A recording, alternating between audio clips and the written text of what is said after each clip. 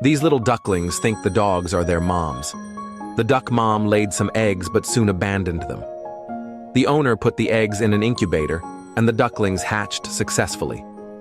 Since he was too busy to care for them, he left them on his farm, where the responsible dogs took care of them. The ducklings were very active, always running around, but the dogs would bring back the ones that got lost. The dogs made sure the ducklings could swim, taking them to the river and even swimming with them. On the way home, they watched the sunset together.